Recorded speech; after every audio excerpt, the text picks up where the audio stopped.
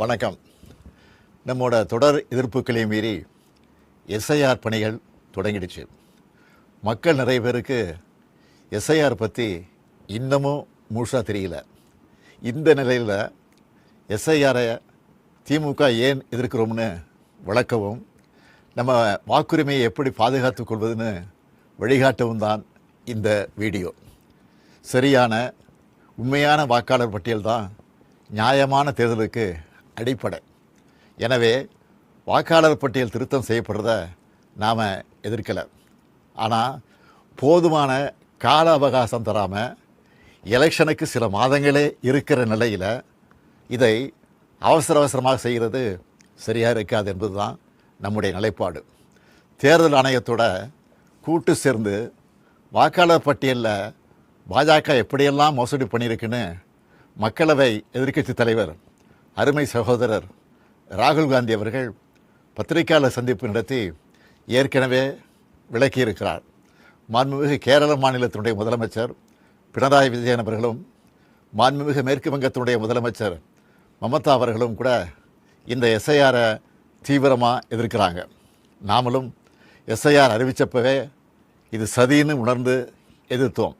கூட்டணி கட்சிகளோட கலந்து பேசணும். அனைத்து கட்சி கூட்டம் கூட்டி தீர்மானம் போட்டோம். உச்சநீதிமன்றத்தில் வழக்கு போட்டிருக்கிறோம். வர்ற 11ஆம் தேதி எல்லா மாவட்ட தலைநகரங்கள்லேயும் மதச்சார்பற்ற முற்போக்கு கூட்டணி சார்பில் ஆர்ப்பாட்டங்களை அறிவிச்சிருக்கிறோம். அதுக்கு முன்னாடி எஸ்ஐஆருக்காக வழங்கப்படுகிற கணக்கீட்டு படிவத்திலேயே எத்தனை பிரச்சனைகள் குழப்பங்கள் இருக்குன்னு உங்களோடு பகிர்ந்துக்கன்னு நினைக்கிறேன். இதோ எனக்கு கூட இந்த எனுமரேஷன் ஃபாரம் கொடுத்துருக்குறாங்க.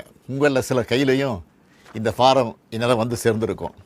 இதில் முதல்ல நம்முடைய விவரங்களை கேட்குறாங்க.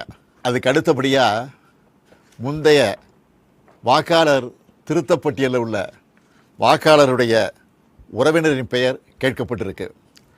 உறவினர்னா யார்? அப்பாவா, அம்மாவா, அண்ணனா, தங்கையா, கணவனா, மனைவியா, பசங்களா, யார்? எல்லாரும் தானே வாக்காளர் பட்டியல் இருப்பாங்க. இதில் ஏதாவது தெளிவு இருக்கா?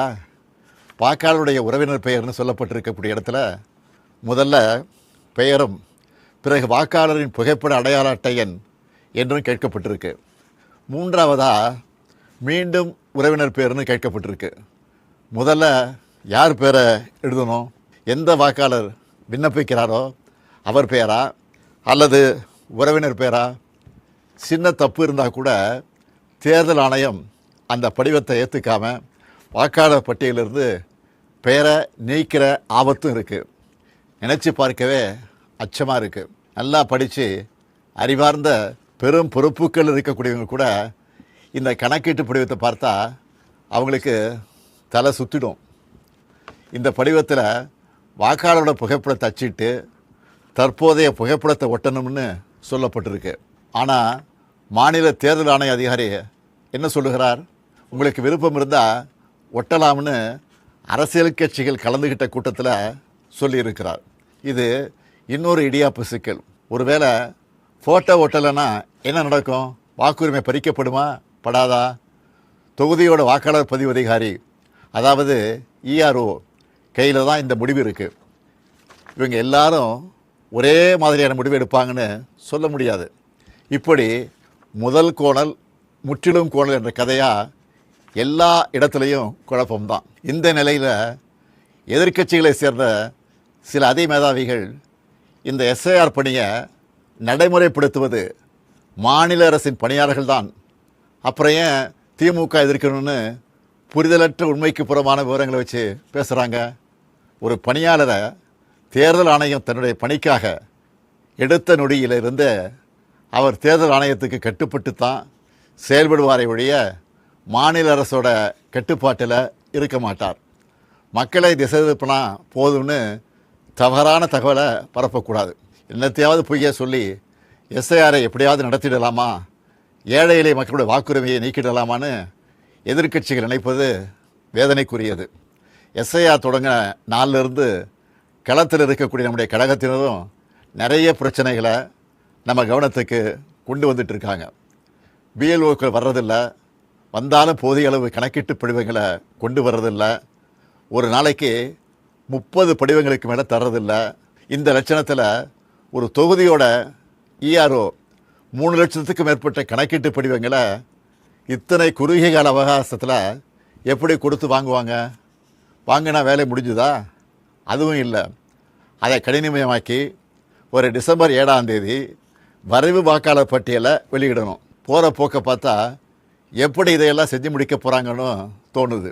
திராவிட முன்னேற்றக் கழகமும் கூட்டணி கட்சிகளும் தொடர்ந்து சொல்லிட்டு வருவது போல் அதிக அளவிலான வாக்காளர்கள் நீக்கப்படுவாங்க நச்சம் இதன் மூலம் உறுதியாகுது. பிஎல்ஓக்கள் தங்களுடைய பணியை சரிவர செய்யலைன்னா இந்த எஸ்ஐஆர் பணியே மொத்தமாக பாதிப்பை சந்திக்கும். பிஎல்ஓக்களும் கட்சிகள் பிஎல்ஏ2க்களும் இணைந்து செயல்பட தேவையான எல்லாத்தையும் தேர்தல் ஆணையம் சொன்னாங்களே தவிர ஆனால் அப்படி ஒரு சூழலை இதுவரை உருவாக்கவே இல்லை. திமுக பிஎல்ஏ2 தயாராக இருந்தாலும் கூட பல இடங்களில் பிஎல்ஓக்கள் வராமல் இருக்காங்க. இதையெல்லாம் மீறித்தான் நம்ம செயல் வீரர்கள் விழிப்பாக செயல்பட்டு வராங்க. உங்களுடைய வாக்கு நீக்கப்படுமா என்று கேட்டால் அப்படி ஒரு அபாயம் நிச்சயம் இருக்குது, இல்லைன்னு சொல்லிட முடியாது. அதை தடுக்கணும்னா உங்கள் பகுதிக்குரிய பிஎல்ஓ யாருன்னு கேட்டு அவர்கிட்ட இருந்து கணக்கீட்டு படிவத்தை வாங்கி சரியாக நிரப்பி திரும்ப சமர்ப்பிக்கணும். அதுக்கான ஒப்புகை சீட்டையும் மறக்காமல் வாங்கணும். இதுதான் உங்களுடைய வாக்குரிமையை பாதுகாக்கும். வாக்குரிமை தான் ஜனநாயகத்தோட மறுக்க முடியாத அடிப்படையான உரிமை. தற்போதைய நிலையிலான எஸ்ஐஆரில் ஒட்டுமொத்த தமிழ்நாட்டு மக்களோட வாக்குரிமைக்கும் ஏற்பட்டிருக்கக்கூடிய பாதிப்பு, இதை எதிர்கொள்ள திமுக சார்பில் உதவி மையம் அமைச்சிருக்கிறோம். இது திமுகவினருக்கு மட்டும் அமைச்சிருக்கக்கூடிய உதவி மையம் இல்லை, எல்லோருக்குமானது.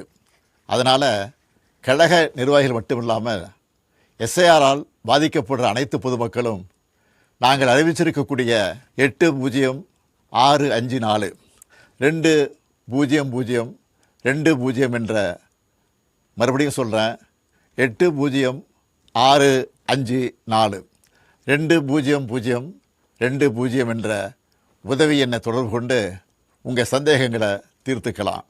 உங்களுக்கு தேவையான வழிகாட்டுதல்களை பெறலாம். தமிழ்நாட்டு மக்களின் வாக்குரிமையை காக்க திமுக உங்கள் தோழனா துணை நிற்க தயாராக இருக்குது. நம் வாக்குரிமையை பறிக்கக்கூடிய ஆபத்து வாசல் தேடி வந்துடுச்சு. அனைவரும் ஒன்றிணைந்து செயல்பட்டு விழிப்போடு இருந்து தமிழ்நாட்டில் ஜனநாயகம் படுகொலை செய்யப்படாமல் பாதுகாப்போம். எஸ்ஐஆரின் சதிவேளையில் சிக்காமல் நம்ம வாக்குரிமையை நிலைநாட்டுவோம். நன்றி, வணக்கம்.